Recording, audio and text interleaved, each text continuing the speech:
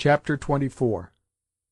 Thy secret pleasure turns to open shame, Thy private feasting to a public fast, Thy smoothing titles to a ragged name, Thy sugared tongue to bitter wormwood taste, Thy violent vanities can never last.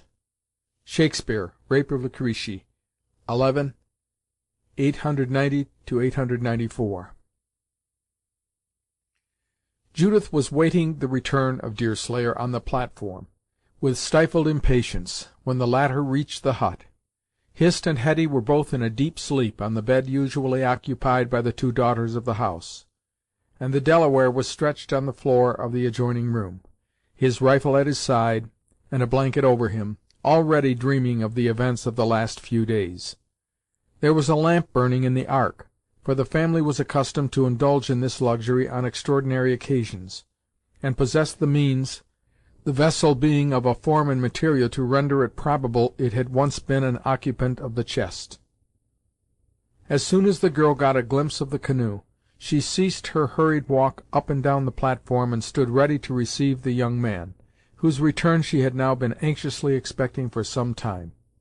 She helped him to fasten the canoe, and by aiding in the other little similar employments, manifested her desire to reach a moment of liberty as soon as possible.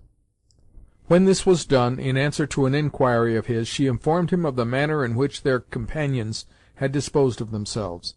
He listened attentively, for the manner of the girl was so earnest and impressive as to apprise him that she had something on her mind of more than common concern.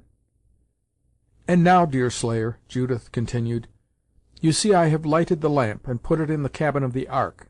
That is never done with us unless on great occasions, and I consider this night as the most important of my life.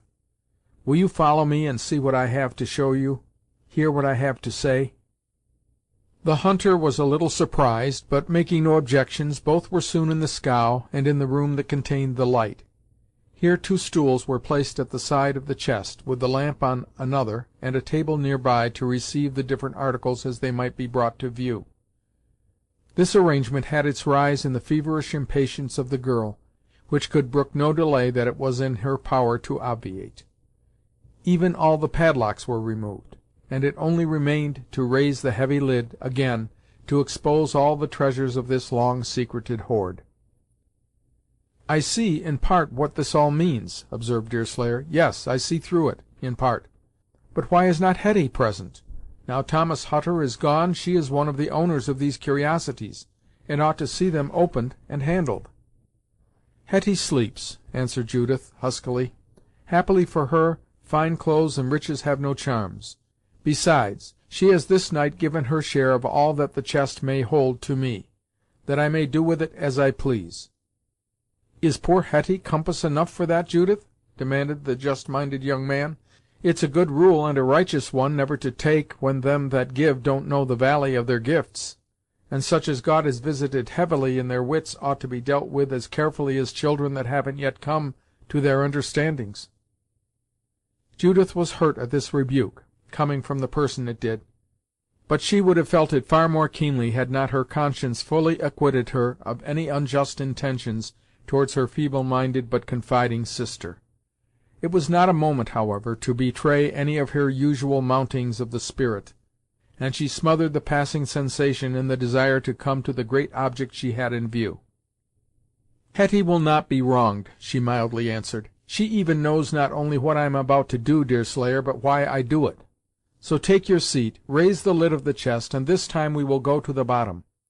I shall be disappointed if something is not found to tell us more of the history of Thomas Hutter and my mother." "Why Thomas Hutter, Judith, and not your father? The dead ought to meet with as much reverence as the living. I have long suspected that Thomas Hutter was not my father, though I did think he might have been Hetty's, but now we know he was the father of neither. He acknowledged that much in his dying moments. I am old enough to remember better things than we have seen on this lake, though they are so faintly impressed on my memory that the earlier part of my life seems like a dream." "Dreams are but miserable guides when one has to determine about realities, Judith," returned the other admonishingly. "Fancy nothing, and hope nothing on their account, though I've known chiefs that thought 'em useful.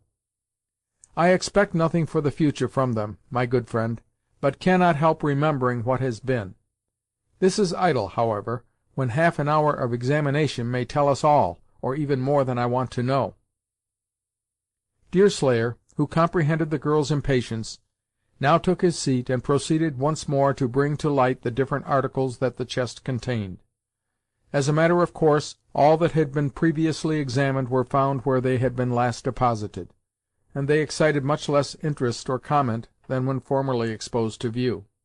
Even Judith laid aside the rich brocade with an air of indifference, for she had a far higher aim before her than the indulgence of vanity, and was impatient to come at the still hidden, or rather unknown, treasures. "All these we have seen before," she said, "and will not stop to open. The bundle under your hand, Deerslayer, is a fresh one. That we will look into. God send it may contain something to tell poor Hetty and myself who we really are."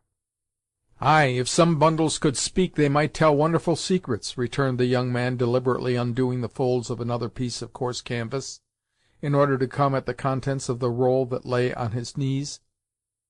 "Though this doesn't seem to be one of that family, seeing 'tis neither more nor less than a sort of flag, though of what nation, it passes my l'arnin' to say." "That flag must have some meaning to it," Judith hurriedly interposed. "Open it wider, Deerslayer, that we may see the colors." "Well, I pity the ensign that has to shoulder this cloth, and to parade it about on the field. Why, 'tis large enough, Judith, to make a dozen of them colors the king's officers set so much store by. These can be no ensign's colors, but a general's." "A ship might carry it, Deerslayer, and the ships I know do use such things. Have you never heard any fearful stories about Thomas Hutter's having once been concerned with the people they call buccaneers?" "Buccaneer! Not I. Not I. I never heard him mentioned as good at a buck far off, or near by. Hurry Harry did tell me something about its being supposed that he had formerly, in some way or other, dealings with sartain sea robbers, but, Lord, Judith, it can't surely give you any satisfaction to make out that ag'in your mother's own husband, though he isn't your father." "Anything will give me satisfaction that tells me who I am, and helps to explain the dreams of childhood. My mother's husband! Yes, he must have been that, though why a woman like her should have chosen a man like him, is more than mortal reason can explain. You never saw mother, Deerslayer, and can't feel the vast, vast difference there was between them." "Such things do happen, howsever. Yes, they do happen, though why Providence lets them come to pass is more than I understand.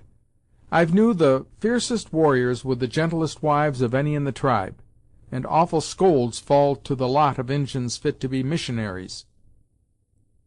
"That was not it, Deerslayer, that was not it. Oh, if it should prove that No, I cannot wish she should not have been his wife at all. That no daughter can wish for her own mother. Go on, now, and let us see what the square-looking bundle holds." Deerslayer complied, and he found that it contained a small trunk of pretty workmanship, but fastened. The next point was to find a key, but, search proving ineffectual, it was determined to force the lock. This Deerslayer soon effected by the aid of an iron instrument, and it was found that the interior was nearly filled with papers. Many were letters, some fragments of manuscripts, memorandums, accounts, and other similar documents. The hawk does not pounce upon the chicken with a more sudden swoop than Judith sprang forward to seize this mine of hitherto concealed knowledge. Her education, as the reader will have perceived, was far superior to her situation in life, and her eye glanced over page after page of the letters with a readiness that her schooling supplied, and with an avidity that found its origin in her feelings. At first it was evident that the girl was gratified, and we may add with reason, for the letters written by females, in innocence and affection, were of a character to cause her to feel proud of those with whom she had every reason to think she was closely connected by the ties of blood.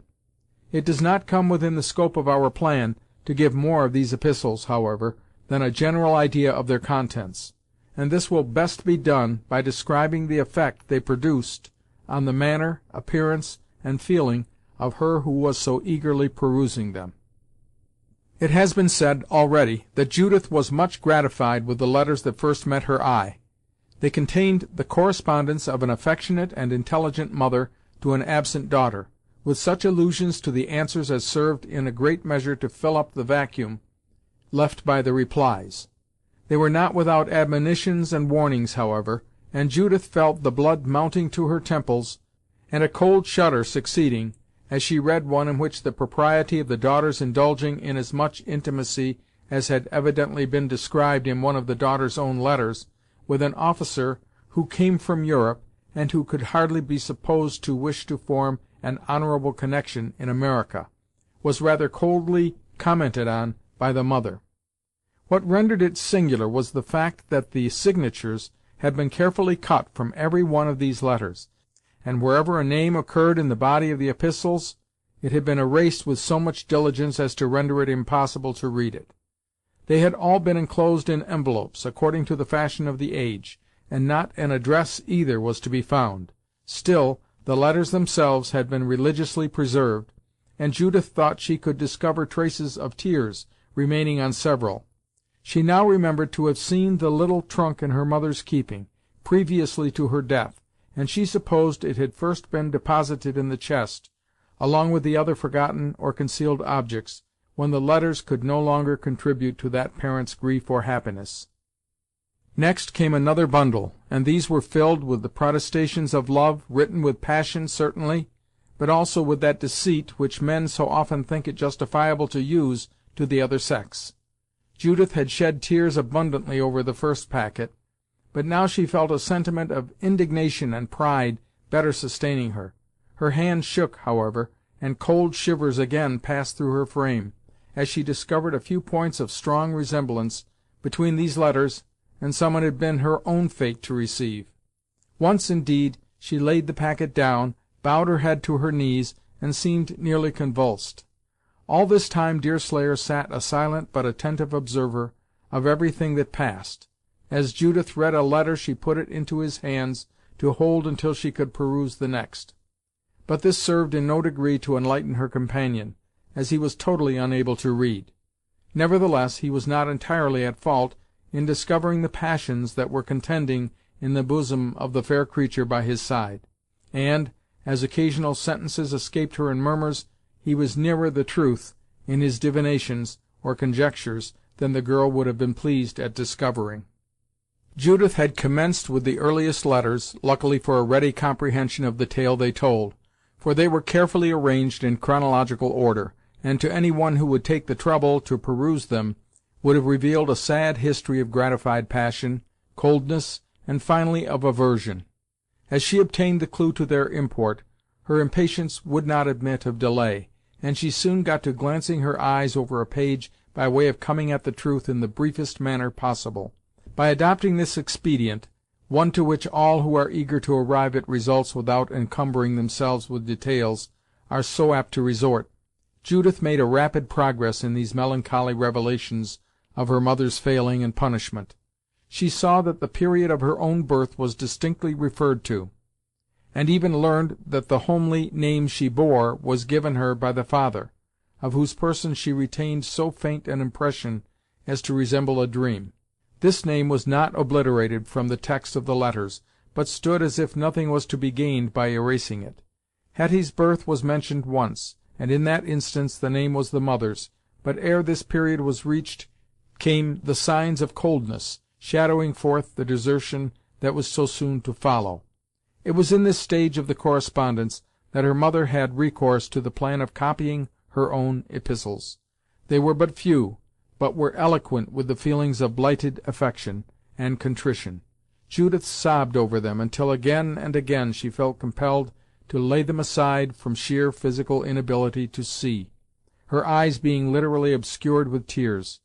Still she returned to the task, with increasing interest, and finally succeeded in reaching the end of the latest communication that had probably ever passed between her parents. All this occupied fully an hour, for near 100 letters were glanced at, and some 20 had been closely read. The truth now shone clear upon the acute mind of Judith, so far as her own birth and that of Hetty were concerned.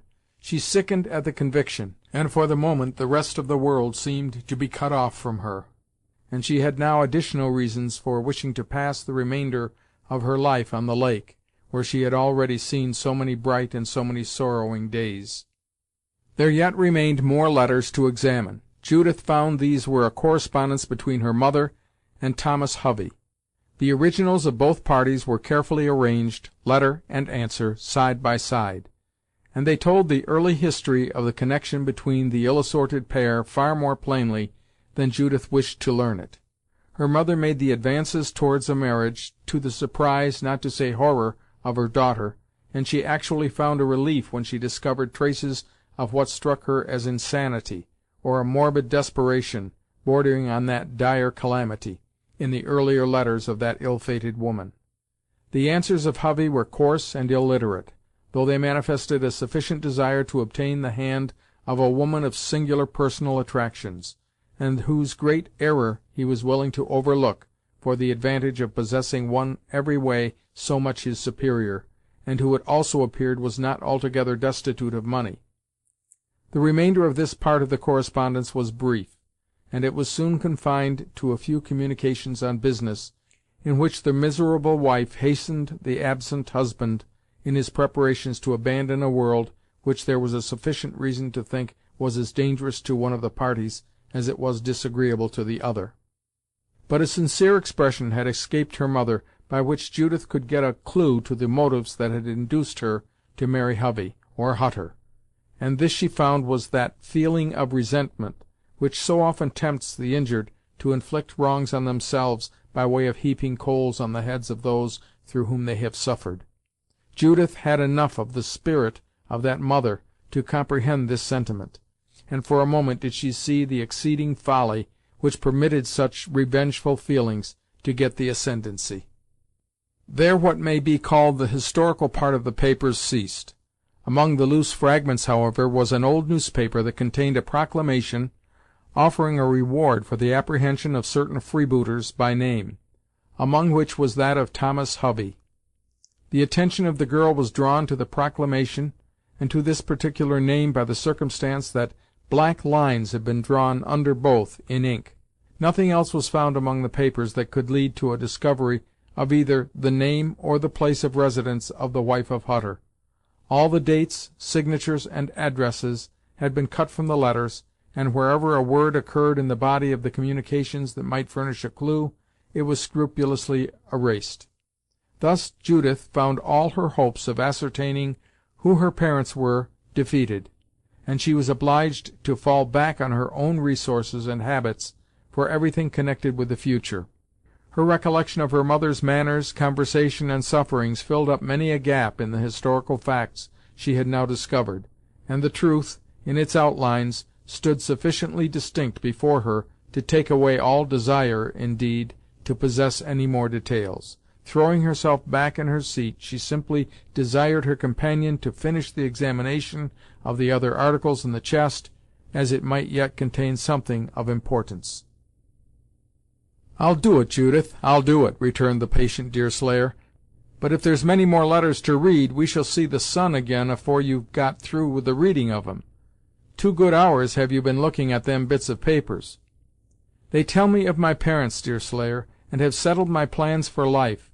A girl may be excused who reads about her own father and mother, and that, too, for the first time in her life. I am sorry to have kept you waiting." "Never mind me, gal, never mind me. It matters little whether I sleep or watch. But though you be pleasant to look at, and are so handsome, Judith, it is not altogether agreeable to sit so long to behold you shedding tears. I know that tears don't kill, and that some people are better for shedding a few now and then, especially young women, but I'd rather see you smile any time, Judith, than see you weep." This gallant speech was rewarded with a sweet, though a melancholy smile, and then the girl again desired her companion to finish the examination of the chest. The search necessarily continued some time, during which Judith collected her thoughts and regained her composure. She took no part in the search, leaving everything to the young man, looking listlessly herself at the different articles that came uppermost. Nothing further of much interest or value, however, was found. A sword or two, such as were then worn by gentlemen, some buckles of silver, or so richly plated as to appear silver, and a few handsome articles of female dress, composed the principal discoveries. It struck both Judith and the Deerslayer, notwithstanding, that some of these things might be made useful in effecting a negotiation with the Iroquois, though the latter saw a difficulty in the way that was not so apparent to the former. The conversation was first renewed in connection with this point. "And now, Deerslayer," said Judith, "we may talk of yourself, and of the means of getting you out of the hands of the Hurons. Any part, or all of what you have seen in the chest, will be cheerfully given by me and Hetty to set you at liberty." "Well, that's gin'rous; yes, 'tis downright free-hearted and free-handed, and generous. This is the way with women. When they take up a fri'ndship they do nothing by halves, but are as willing to part with their property as if it had no value in their eyes. However, while I thank you both, just as much as if the bargain was made, and Rivenoak, or any of the other vagabonds was here to accept and close the treaty, there's two principal reasons why it can never come to pass, which may be as well told at once, in order no unlikely expectations may be raised in you, or any unjustifiable hopes in me." "What reason can there be, if Hetty and I are willing to part with the trifles for your sake, and the savages are willing to receive them?" "That's it, Judith. You've got the idees, but they're a little out of their places, as if a hound should take the back'ard instead of the leading scent. That the Mingos will be willing to receive them things, or any more like 'em, as you have to offer, is probable enough, but whether they'll pay vally for them is quite another matter. Ask yourself, Judith, if any one should send you a message to say that, for such or such a price, you and Hetty might have that chist, and all it holds, whether you'd think it worth your while to waste many words on the bargain." "But this chest and all it holds are already ours. There is no reason why we should purchase what is already our own." "Just so the Mingos calculate. They say the chist is theirn, already, or as good as theirn, and they'll not thank anybody for the key." "I understand you, Deerslayer. Surely we are yet in possession of the lake, and we can keep possession of it until Hurry sends troops to drive off the enemy. This we may certainly do, provided you will stay with us, instead of going back and giving yourself up a prisoner again, as you now seem determined on." "That Hurry Harry should talk in this a way is natural, and according to the gifts of the man.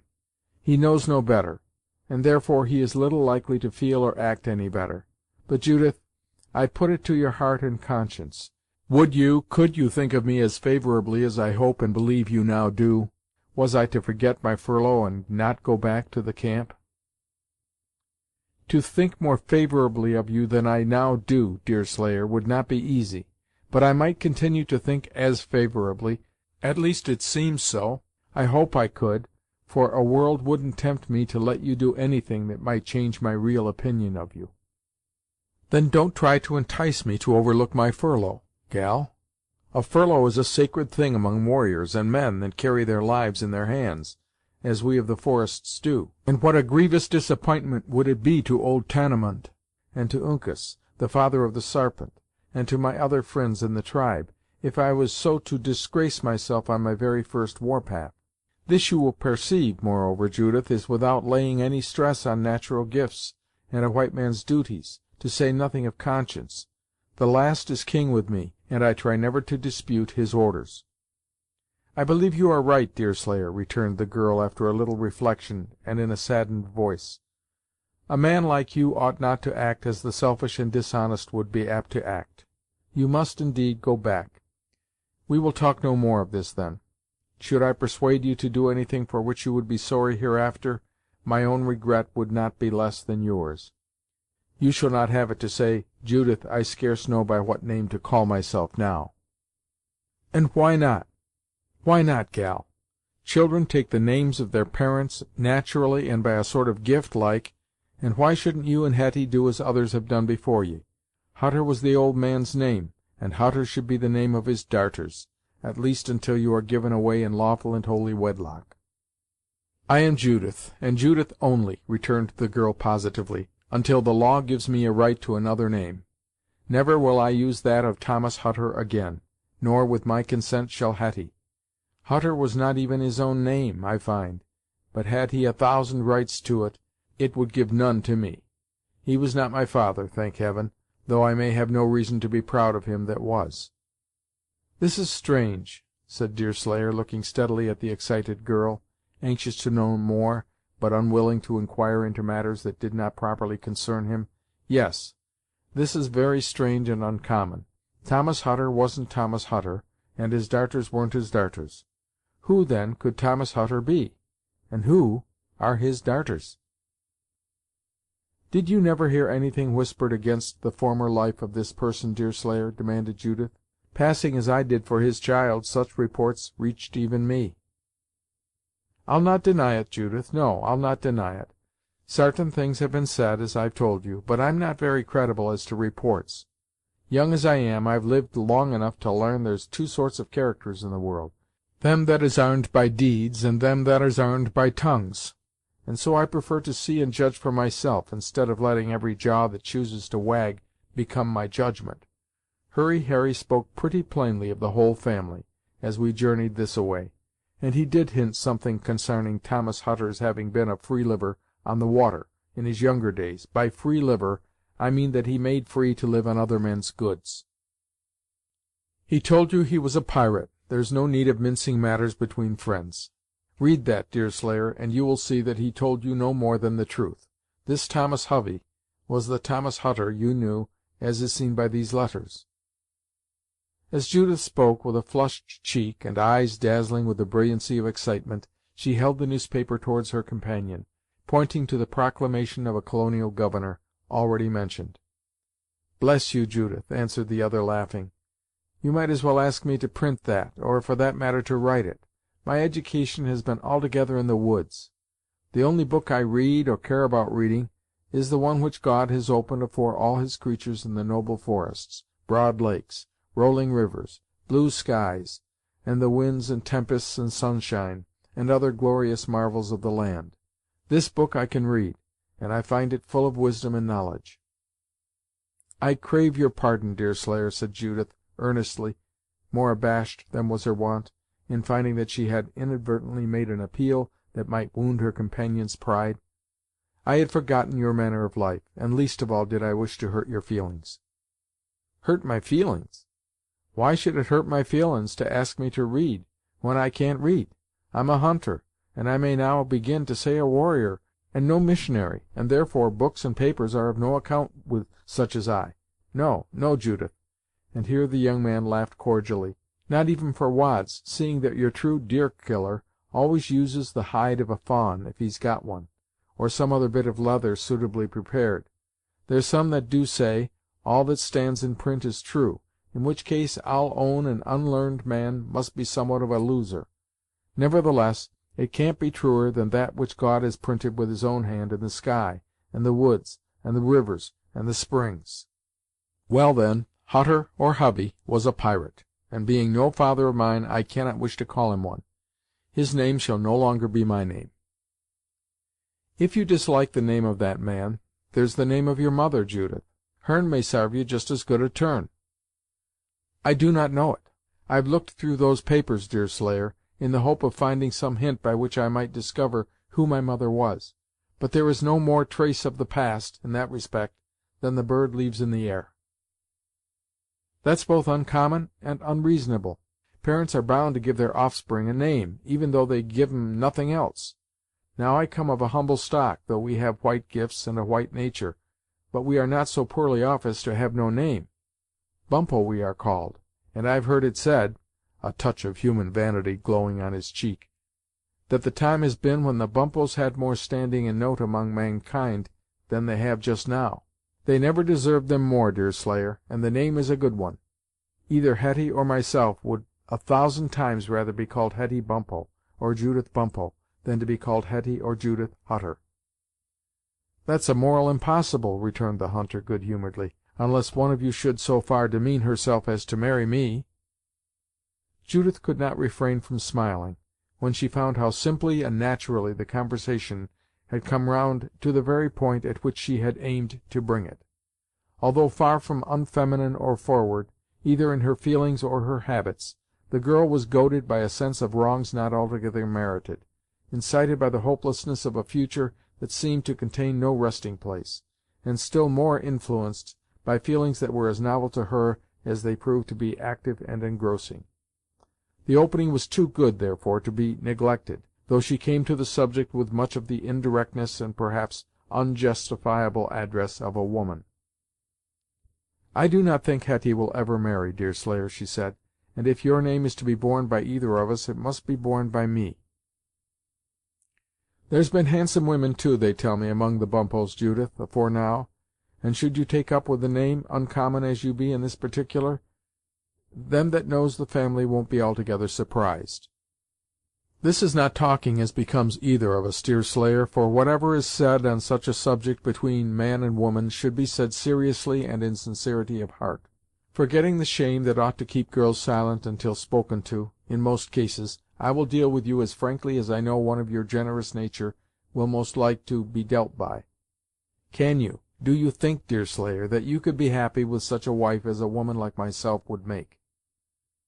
A woman like you, Judith! But where's the sense in trifling about such a thing? A woman like you, that is handsome enough to be a captain's lady, and fine enough, and so far as I know edicated enough, would be little apt to think of becoming my wife. I suppose young gals that feel themselves to be smart, and know themselves to be handsome, find a sartain satisfaction in passing their jokes ag'in them that's neither, like a poor Delaware hunter." This was said good-naturedly, but not without a betrayal of feeling which showed that something like mortified sensibility was blended with the reply. Nothing could have occurred more likely to awaken all Judith's generous regrets, or to aid her in her purpose, by adding the stimulant of a disinterested desire to atone to her other impulses, and cloaking all under a guise so winning and natural as greatly to lessen the unpleasant feature of a forwardness unbecoming of the sex. "You do me injustice if you suppose I have any such thought or wish," she answered, earnestly. "Never was I more serious in my life, or more willing to abide by any agreement that we may make to night. I have had many suitors, Deerslayer; nay, scarce an unmarried trapper or hunter has been in at the lake these 4 years, who has not offered to take me away with him, and I fear some that were married, too." "Ay, I'll warrant that," interrupted the other, "I'll warrant all that. Take 'em as a body, Judith, 'arth don't hold a set of men more given to theirselves, and less given to God and the law. Not one of them could I listen to. Happily for myself, perhaps, it has been that such was the case. There have been well looking youths among them, too, as you may have seen in your acquaintance, Henry March. Yes, Harry is sightly to the eye, though to my idees less so to the judgment. I thought at first you meant to have him, Judith, I did, but afore he went it was easy enough to verify that the same lodge wouldn't be big enough for you both. You have done me justice in that, at least, Deerslayer. Hurry is a man I could never marry, though he were 10 times more comely to the eye, and 100 times more stout of heart than he really is." "Why not, Judith, why not? I own I'm curious to know why a youth like Hurry shouldn't find favor with a maiden like you." "Then you shall know, Deerslayer," returned the girl, gladly availing herself of the opportunity of directly extolling the qualities which had so strongly interested her in her listener, hoping by these means covertly to approach the subject nearest her heart. "In the first place, looks in a man are of no importance with a woman, provided he is manly, and not disfigured or deformed." "There I can't altogether agree with you," returned the other thoughtfully, for he had a very humble opinion of his own personal appearance. "I have noticed that the comeliest warriors commonly get the best looking maidens of the tribe for wives, and the Sarpent, yonder, who is sometimes wonderful in his paint, is a general favorite with all the Delaware young women, though he takes to Hist, himself, as if she was the only beauty on 'arth. It may be so with Indians, but it is different with white girls. So long as a young man has a straight and manly frame, that promises to make him able to protect a woman, and to keep want from the door, it is all they ask of the figure. Giants like Hurry may do for grenadiers, but are of little account as lovers. Then as to the face, an honest look, one that answers for the heart within, is of more value than any shape or color, or eyes, or teeth, or trifles like them. The last may do for girls, but who thinks of them at all, in a hunter, or a warrior, or a husband? If there are women so silly, Judith is not among them." "Well, this is wonderful. I always thought that handsome liked handsome, as riches love riches." It may be so with you men, Deerslayer, but it is not always so with us women. We like stout-hearted men, but we wish to see them modest. Sure on a hunt or the war-path, ready to die for the right, and unwilling to yield to the wrong. Above all, we wish for honesty, tongues that are not used to say what the mind does not mean, and hearts that feel a little for others as well as for themselves. A true-hearted girl could die for such a husband, while the boaster and the double-tongued suitor gets to be as hateful to the sight as he is to the mind." Judith spoke bitterly, and with her usual force, but her listener was too much struck with the novelty of the sensations he experienced to advert to her manner. There was something so soothing to the humility of a man of his temperament, to hear qualities that he could not but know he possessed himself, thus highly extolled by the loveliest female he had ever beheld, that for the moment his faculties seemed suspended in a natural and excusable pride. Then it was that the idea of a possibility of such a creature as Judith becoming his companion for life first crossed his mind. The image was so pleasant and so novel that he continued completely absorbed by it for more than a minute, totally regardless of the beautiful reality that was seated before him, watching the expression of his upright and truth-telling countenance with a keenness that gave her a very fair, if not an absolutely accurate, clue to his thoughts. Never before had so pleasing a vision floated before the mind's eye of the young hunter, but, accustomed most to practical things, and little addicted to submitting to the power of his imagination, even while possessed of so much true poetical feeling in connection with natural objects in particular, he soon recovered his reason, and smiled at his own weakness, as the fancied picture faded from his mental sight, and left him the simple, untaught, but highly moral being he was, seated in the Ark of Thomas Hutter at midnight, with the lovely countenance of its late owner's reputed daughter beaming on him with anxious scrutiny by the light of the solitary lamp. "You're wonderful handsome and enticing and pleasing to look on, Judith," he exclaimed in his simplicity, as fact resumed its ascendancy over fancy. "Wonderful! I don't remember ever to have seen so beautiful a gal, even among the Delawares, and I'm not astonished that Hurry Harry went away soured as well as disapp'inted. Would you have had me, Deerslayer, become the wife of such a man as Henry March?" "There's that which is in his favor, and there's that which is ag'in him. To my taste, Hurry wouldn't make the best of husbands, but I fear that the tastes of most young women, hereaway, wouldn't be so hard upon him. No, no, Judith without a name would never consent to be called Judith March. Anything would be better than that. Judith Bumppo wouldn't sound as well, gal, and there's many names that would fall short of March in pleasing the ear." "Ah, Deerslayer, the pleasantness of the sound in such cases doesn't come through the ear, but through the heart. Everything is agreeable when the heart is satisfied. Were Natty Bumppo Henry March, and Henry March Natty Bumppo, I might think the name of March better than it is; or were he you, I should fancy the name of Bumppo horrible." "That's just it. Yes, that's the reason of the matter. Now I'm naturally averse to sarpents, and I hate even the word, which the missionaries tell me comes from human natur', on account of a sartain sarpent at the creation of the 'arth, that outwitted the first woman. Yet ever since Chingachgook has 'arned the title he bears, why the sound is as pleasant to my ears as the whistle of the whippoorwill of a calm evening. It is. The feelin's make all the difference in the world, Judith, in the natur' of sounds; ay, even in that of looks, too." "This is so true, Deerslayer, that I am surprised you should think it remarkable in a girl, who may have some comeliness herself, should not think it necessary that her husband should have the same advantage, or what you fancy an advantage. To me, looks in a man is nothing provided his countenance is as honest as his heart." "Yes, honesty is a great advantage, in the long run, and they that are the most apt to forget it, in the beginning, are the most apt to l'arn it in the ind. Nevertheless, there's more, Judith, that look to present profit than to the benefit that is to come after a time. One they think a sartainty, and the other an unsartainty. I'm glad, howsever, that you look at the thing in its true light, and not in the way in which so many is apt to deceive themselves." "I do thus look at it, Deerslayer," returned the girl with emphasis, still shrinking with a woman's sensitiveness from a direct offer of her hand, and can say, from the bottom of my heart, that I would rather trust my happiness to a man whose truth and feelings may be depended on, than to a false-tongued and false-hearted wretch, that had chests of gold, and houses, and lands, yes, though he were even seated on a throne." "These are brave words, Judith. They're downright brave words. But do you think that the feelin's would keep 'em company, did the ch'ice actually lie afore you?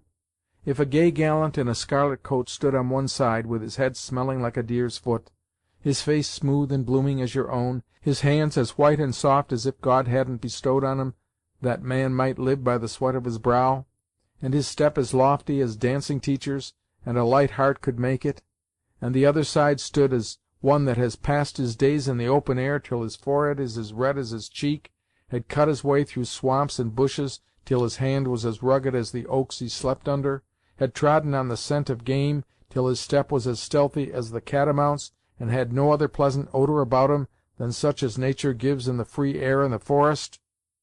Now, if both these men stood here as suitors for your feelin's, which do you think would win your favor?" Judith's fine face flushed, for the picture that her companion had so simply drawn of a gay officer of the garrisons had once been particularly grateful to her imagination, though experience and disappointment had not only chilled all her affections, but given them a backward current, and the passing image had a momentary influence on her feelings. But the mounting color was succeeded by a paleness so deadly as to make her appear ghastly. "As God is my judge," the girl solemnly answered, "did both these men stand before me, as I may say one of them does, my choice, if I know my own heart, would be the latter. I have no wish for a husband who is any way better than myself." "This is pleasant to listen to, and might lead a young man in time to forget his own unworthiness, Judith. Howsever, you hardly think all that you say. A man like me is too rude and ignorant for one that has had such a mother to teach her. Vanity is natural, I do believe, but vanity like that would surpass reason." "Then you do not know of what a woman's heart is capable. Rude you are not, Deerslayer, nor can one be called ignorant that has studied what is before his eyes, as closely as you have done. When the affections are concerned, all things appear in their pleasantest colors, and trifles are overlooked, or are forgotten. When the heart feels sunshine, nothing is gloomy, even dull-looking objects seeming gay and bright. And so it would be between you and the woman who should love you, even though your wife might happen, in some matters, to possess what the world calls the advantage over you. Judith, you come of people altogether above mine, in the world, and unequal matches, like unequal friendships, can't often tarminate kindly. I speak of this matter altogether as a fanciful thing, since it's not very likely that you, at least, would be apt to treat it as a matter that can ever come to pass." Judith fastened her deep blue eyes on the open, frank countenance of her companion, as if she would read his soul.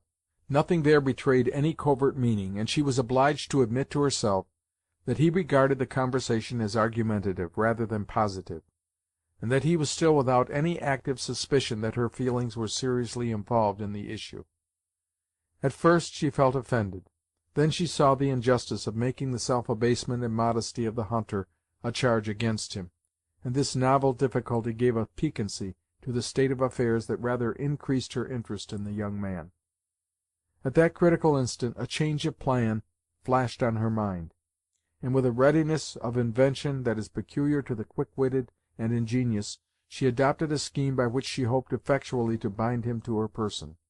This scheme partook equally of her fertility of invention, and of the decision and boldness of her character. That the conversation might not terminate too abruptly, however, or any suspicion of her design exist, she answered the last remark of Deerslayer as earnestly and as truly as if her original intention remained unaltered. "I certainly have no reason to boast of parentage, after what I have seen this night," said the girl, in a saddened voice. "I had a mother, it is true, but of her name even I am ignorant; and as for my father, it is better, perhaps, that I should never know who he was, lest I speak too bitterly of him." "Judith," said Deerslayer, taking her hand kindly, and with a manly sincerity that went directly to the girl's heart, "'tis better to say no more to night. Sleep on what you've seen and felt. In the morning things that now look gloomy may look more cheerful.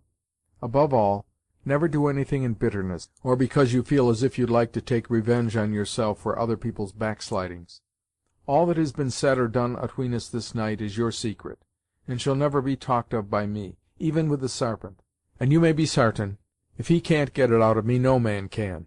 If your parents have been faulty, let the darter be less so. Remember that you're young, and the youthful may always hope for better times; that you're more quick-witted than usual, and such generally get the better of difficulties; and that, as for beauty, you're uncommon, which is an advantage with all. It is time to get a little rest, for to-morrow is like to prove a trying day to some of us."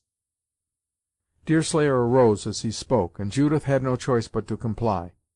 The chest was closed and secured, and they parted in silence, she to take her place by the side of Hist and Hetty, and he to seek a blanket on the floor of the cabin he was in.